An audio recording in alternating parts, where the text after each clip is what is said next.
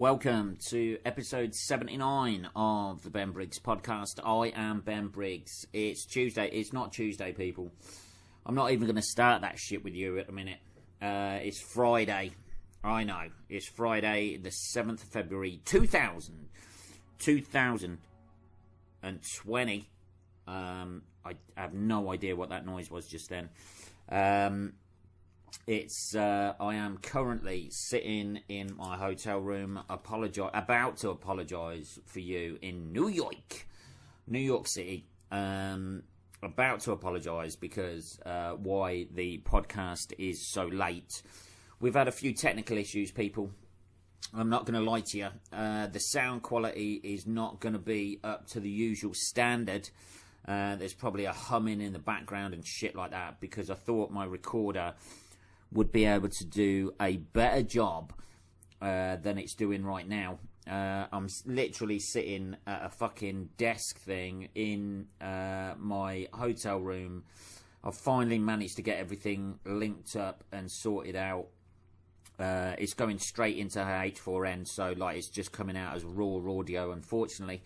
But apart from that, I'm having quite a good time here. To be perfectly honest, it's all right. The flight over was always going to be horrendous. I tried to sleep as much as possible. That's what I tried to do. Let's have a bit of coffee. I'm getting the lingo now as well. I tried to sleep as much as possible on the way over because I knew I'd fucking need a piss. And I was right in the corner seat and there was two young girls like sitting next to me. Who were like asleep for the whole time, so I had to fucking wake them up every time I needed a piss, which at the age of 42, almost 43, is often, more often you're having a piss than you're not having a piss. But flight over was alright. I managed to sleep for most of it, which was a fucking right result. And then got in, had to get a taxi, obviously from the airport to the hotel.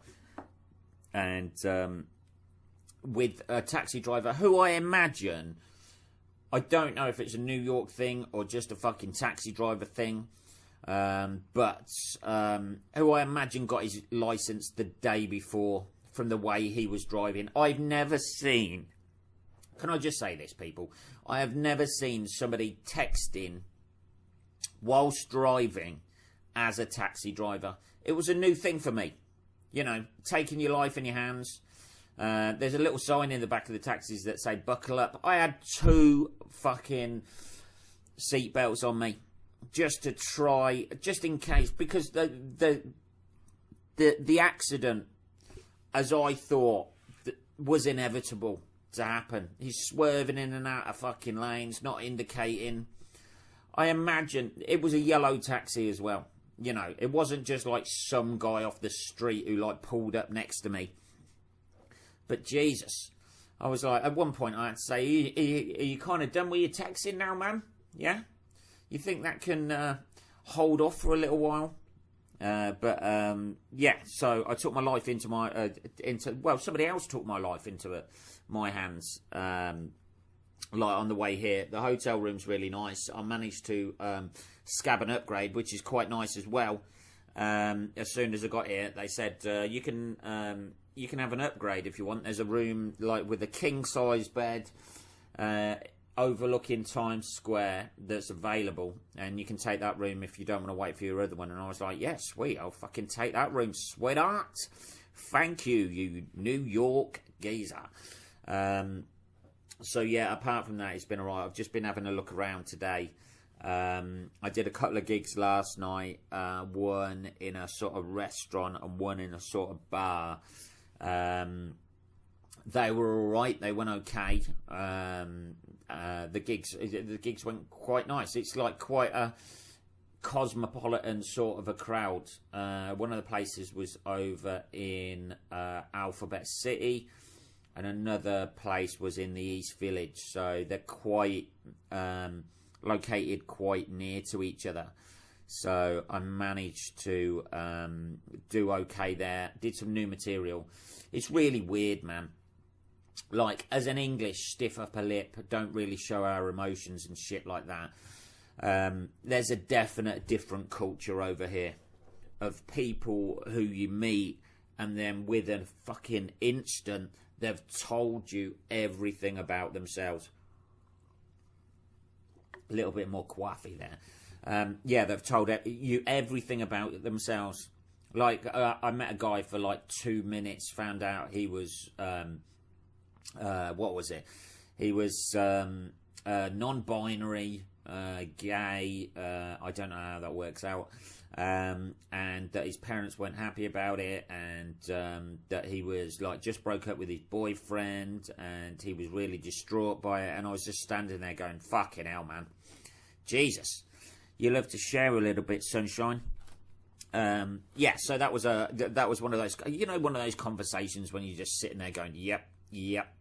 I'm on stage in a minute, mate, by the way. You know what I mean? Is this do you think we can wrap this up wrap this up in the next fucking 5 minutes, so I can just prepare my head on stage while not trying to find a solution how your parents can accept you a little bit more?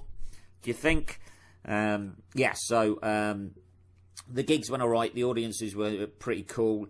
I was doing some new stuff. I didn't do that thing about being the guy who's from out of town and then looking at people.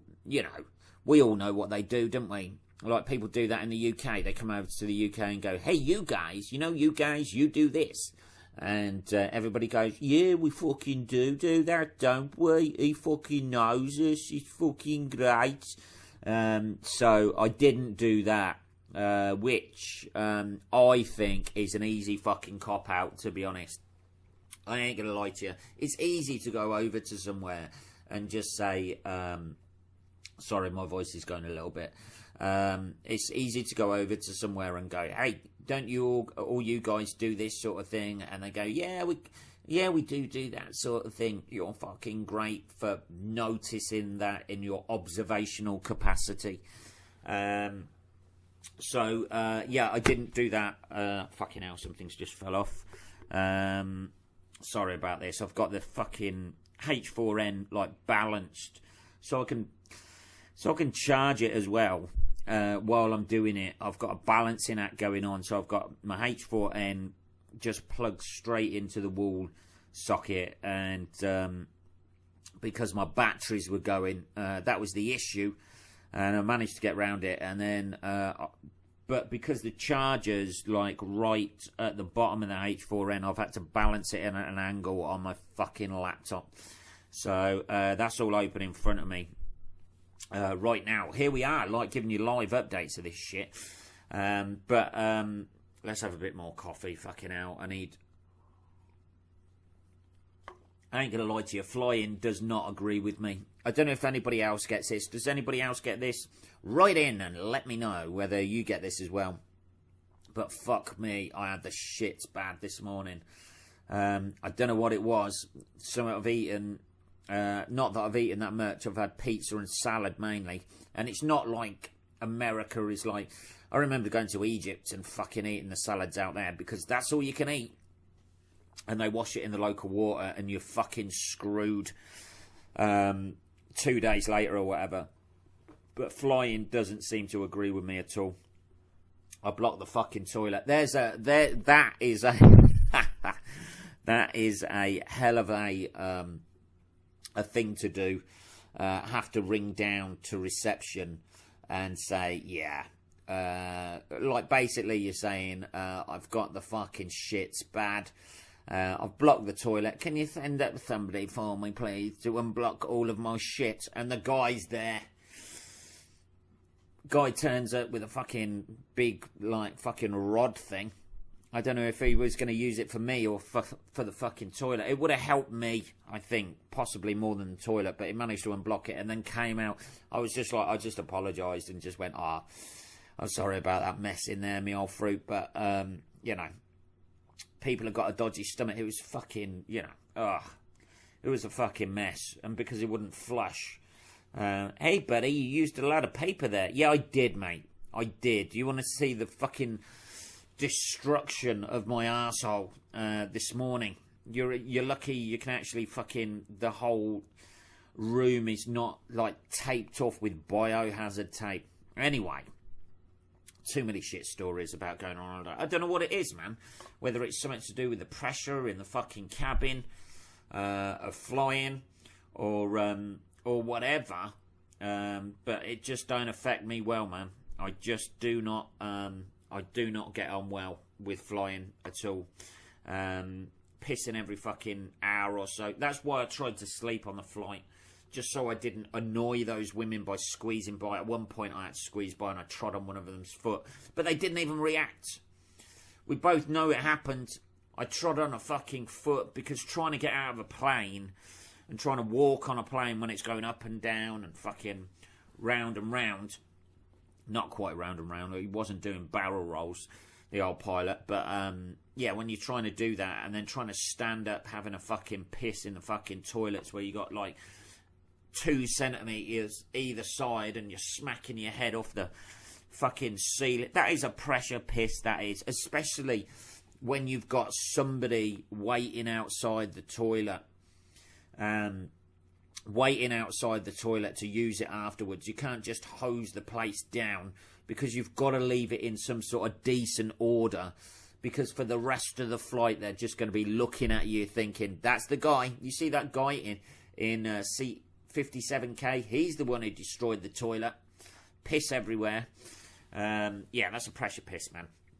But, yeah, the old geezer sorted it out for me, thank fuck. Like that, nice little comment about, hey, you used a lot of paper there, buddy. Yeah, I did. Yeah, I like to be comfortable. Yeah, I like to be clean back there. You know, you're going to use, you know, they haven't got moist toilet paper over here. You know what I mean? So, well, I haven't seen any anyway. That is something to put on the list of things to bring on holiday with your wet wipes and fucking moist toilet paper. That's what you need, just to add that little bit of comfort. But I've been out and about a little bit. I went down to Times Square to have a look around there today. Being as it is Friday now, it's like 8. It must be. Actually, my laptop's still on UK time.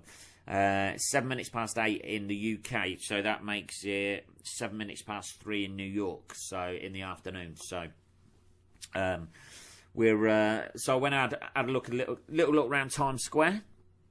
That's pretty cool, isn't it? Place to go. It's fucking rammed, man. I mean, London's busy, but New York is just like on a fucking another level. It's on an absolute another level with especially Times Square around that area. And trying to get something sort of like healthy to eat. For breakfast this morning, I had a fucking salad. That's what I had. Because I just couldn't cope with any more fucking huge amounts of calories going in.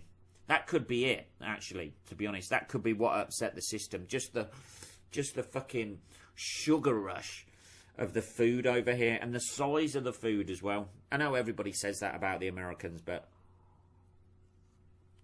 another bit of coffee there. I know everybody says that about the Americans, but the fucking size of the food over here, it's just fucking ridiculous, man. Even this salad was like I don't know, it was like a platter of salad. For about $13, I think it was. So what's that, about a tenner? Something like that. So that was my breakfast this morning. I know this is not that interesting, but you've got to take into account I'm still trying to keep hydrated after the debacle of what happened in the toilet earlier on today.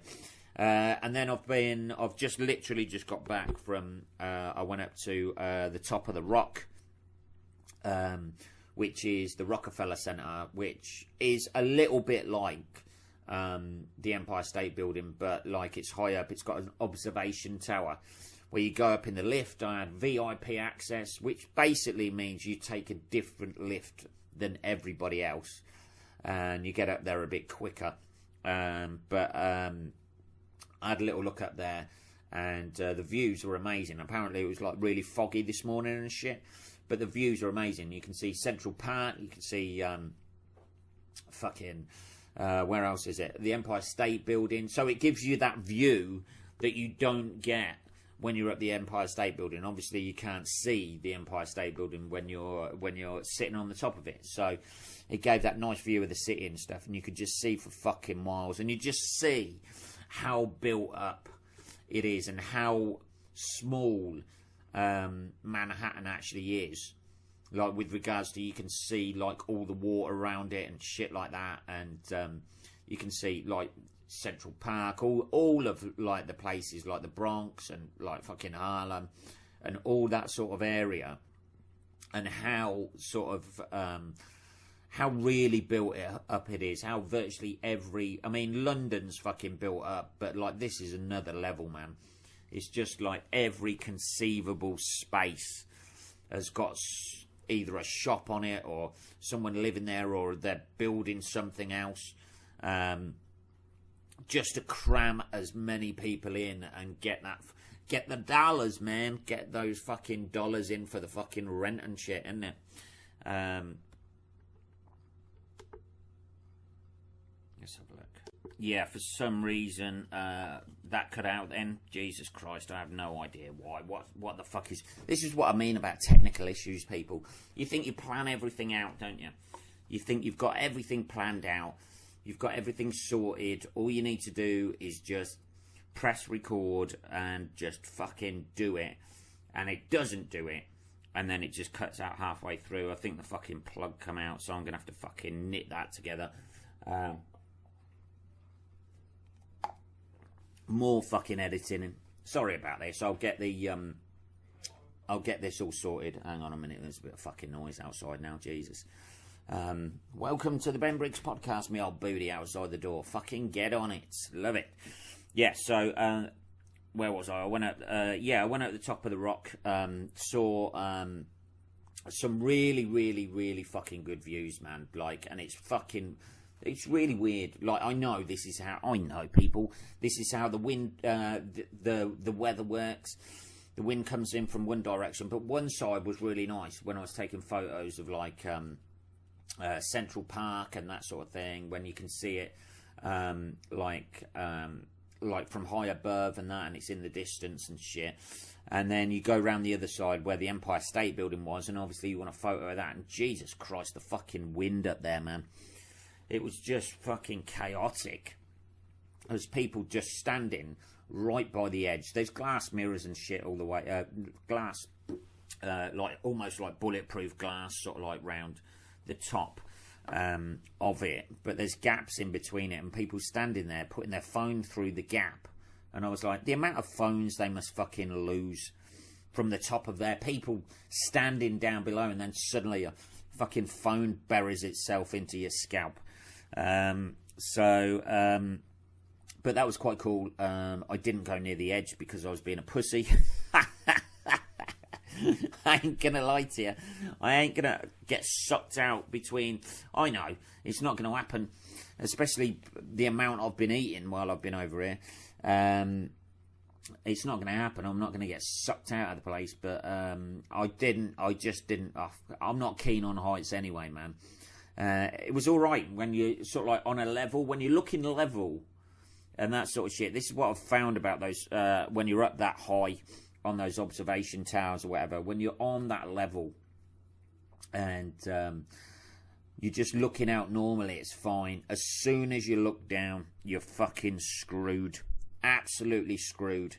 Because it's just... it just fucks you up. You get that weird feeling in your fucking legs and shit, and then you just need to... I don't know if anybody else fucking hates heights and shit like that. I remember going on the fucking London Eye years ago, like on the Millennium Wheel or whatever, the London Eye, and it's almost got like a glass bottom to it and shit like that, and fuck me. Jesus, oh, Benny Boy did not like that, people. He did not like that. But we must be on about like 20 minutes or something like that now, are we? I have no idea. People, you've got a better idea than me about this, surely. So, yeah, I've got a few bits to do the next couple of days. I've got a few gigs and shit. The next episode of this, obviously, coming out on Saturday. I've only done about 20 minutes so far, but like we're going to keep on ploughing on through, people. Yeah, it's just the locals are quite strange. Well, not quite strange. Like, they're all right. They seem a lot friendlier than I thought the first time I came here. Everybody thinks I'm a fucking Australian. I don't know why that. I don't know. It must be like just the ear of the New Yorker just hears the English accent and immediately thinks you're fucking Australian. I've had about 5 or 6 people ask me whereabouts in Australia I'm from. Fucking England, man. You know what I mean? I'm from fucking England. Yeah, so let's have a little look at... I've got no idea now. Let's have a little look at what sort of fucking weird news has been happening. What's been happening in the news? Ah, yeah, fucking hell, that broke today, didn't it? Oh, Philip Schofield, he a gay boy. Yeah, who knew that? Who knew that? It seems like Philip Schofield, if people from abroad, Philip Schofield is a presenter in the UK. He's been married and got kids. He's been married for about like 27 years, something like that. Like, he used to like do kids TV, and now he's on morning TV and shit like that. And all of a sudden, he's a gay boy now. He has come out as being gay, which fair play to him. And everybody's saying he's brave and shit like that. You know, he's right up there with the army. Nobody gives a fuck anymore. That's the thing about it, isn't it? Nobody really gives a shit. I imagine his wife gave a bit of a shit about it. That's a tough conversation to have, I think, with your wife. If you've been married for like 27 years, and then you, how do you go about that? You know, like, I'm feeling a bit tired tonight, sweetheart. I'm going to stay on the sofa. You've been on the sofa for fucking 5 years, Philip. Come on, just come up to bed. Give me a back rub. Something like that. I don't know. But yeah, he's come out. Everybody says he is a hero. It's a very heroic thing and brave thing that he's done. I don't know, really. I feel a bit sorry for his wife. It wasn't really like he I don't know, did he, you know, it's not like frowned upon like it was before, is it? Not that it should be frowned upon at all, people. Each to their own and all that. But, you know, 2020, is that the year that's going to break, is it? All of a sudden he just thought, yeah, this is the time to come out. I don't know.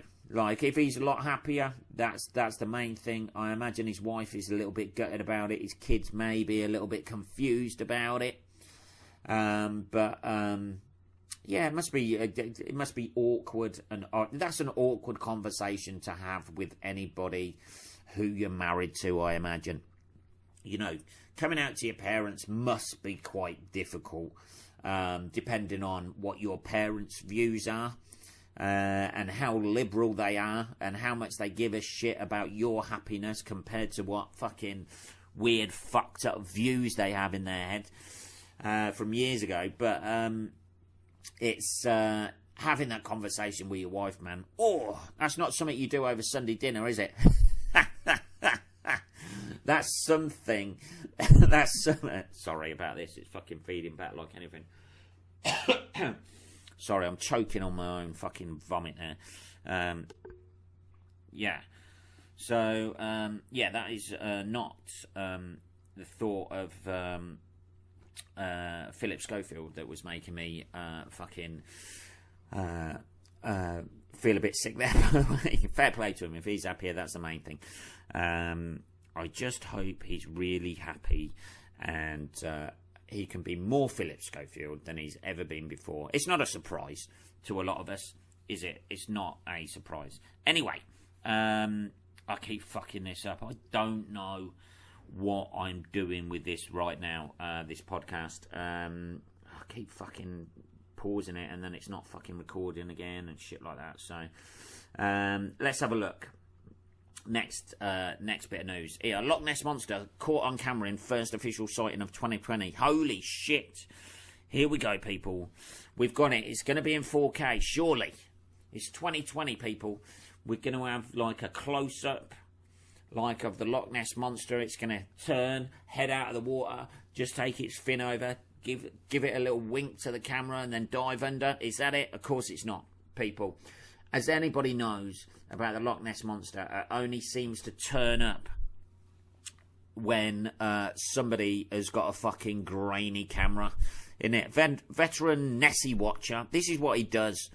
Right, it's finally happened for him. Ewan O'Feardagan, I don't know. He sounds Irish. I have no O'Faodhagain. I don't know. Whatever that fucking surname is. Spotted the moving object swimming and splashing around. It was having a good time. Had a beach ball in there with it. In Newkirk Bay, and has submitted the clips to the official Loch Ness Monsters Sightings register. There is one. Even the Loch Ness Monster's on the old fucking register these days. The Loch Ness Monster has been officially spotted by an avid Nessie watcher who claims to have caught the legendary beast on camera. Ewan footage has been logged as the first official sighting of the year. Here we go. The two clips live from a live webcam were submitted to the official Loch Ness Monster Sightings register and confirmed on Tuesday. Ewan from County Donegal says the clips show Nessie swimming and occasionally splashing around. He's having a good old time. Is the first look at it though. You can barely see. It just looks. There's nothing basically. It's a smudge. That's it. And he's thought that smudge has got to be the Loch Ness Monster. Ewan 55, a hospital clerk, reckons the object was about 4 feet wide and 10 feet long. That's not that big, is it? That's not a monster, is it? That's the Loch Ness, the Loch Ness blob, isn't it? The Loch Ness, there were no boats or birds to be seen. It's a fucking boat, mate, wasn't it? You're not going to get a bird that's 4 feet wide and 10 foot long, are you? Not unless it's a fucking ostrich doing breaststroke through the loch. The object was about, here we go. There has been a lot of speculation that this creature is migratory in nature. Well, I think a sighting on the 18th of January disproves this theory. Nessie, in my opinion, goes further than the loch itself. This is it. He's seen his bit. He looks like a fucking Jesus. He looks pleased with himself anyway. When you see, this is it. Nessie is still out there, people. And it only shows up for grainy If you've got a grainy footage camera, you are bound to see the Loch Ness Monster. It's never in 4K, is it? It's never in HD. Never anything like that. It's always grainy fucking shit with a shaky fucking camera. Just wish I was actually standing at the loch edge, not watching it on live cam. The October sighting was made by Zachary White. Another one. While he was out searching for the creature with binoculars, a compass, and a magnifying glass. To be honest, one of the things that was an October sighting. One of the things, if you're looking for the Loch Ness Monster, right? One of the things that I imagine, just by the name itself, the Loch Ness Monster, you ain't gonna need a magnifying glass. If you need a magnifying glass to see the Loch Ness Monster, it's probably a fly. You know what I mean? I don't think you're going to need that for that. Let's have a little look. What's the next one? I'm loath to fucking touch my this fucking equipment at the minute. But let's have a little look. Not everyone can hear their thoughts, and this fact is blowing people's minds. Apparently, people on social media can't get over a tweet that was shared last week containing an interesting fact about internal narratives. Now, people, do you hear voices in your head? Do they tell you to kill people? Well, not all people have that, people. The post by username Kyle explains that some people have verbal internal narratives where they hear their own thoughts as sentences while others don't and instead have abstract non-verbal thoughts. Sounds confusing? Well, yes. Kyle went on to add that most people aren't aware that the other type of thinking exists, and it's clearly true as his tweet is blowing people's minds. Do you think people are... Is this just a way that people can prove... You can't prove what sort of internal dialogue people have, and they're just saying this just to be different. I don't know. The tweet ultimately went viral, garnering over 167,000 likes and more than 26,000 retweets. Thousands also responded to the post, sharing their shock upon discovering this information. One person wrote, "Wait, some people don't have to suffer through the voice in the head going on a constant monologue. Oh, God. It's these people. Hey, man, I just think too much. I've got this voice in my head." It's the same thing, isn't it? How do people who don't verbalise their thoughts read? Do they not hear the words in their head? Yeah, some people have said they see the words in their head. That's fucking mental, surely, isn't it? You tell me thinking isn't always just a silent conversation with yourself. Somebody else is right. So, yeah, apparently not everybody is out there right now running thoughts through their head. They've got pictures and colours and shit like that, which I think is bullshit. I'm not going to lie to you, people. Anyway, that is episode 79. Somehow I'm going to have to stitch this together and make it sound a little bit better for you guys, and get it out today. I will be back tomorrow. It is Saturday tomorrow. I will be back tomorrow. It will be a little bit less fucking shockingly shite. I'm sorry about that. We might have a few adverts again tomorrow, so I'll have to throw that in. Hopefully the sound quality hasn't put you off. We'll be back to normal next Tuesday, but for tomorrow's episode, I'm sorry, people. You're going to have to go away with the shit quality and hopefully not too much buzzing in the background.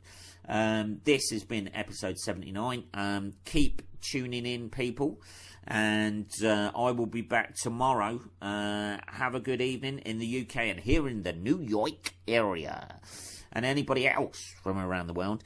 I'll be back tomorrow. Take care, motherfuckers. Speak to you then.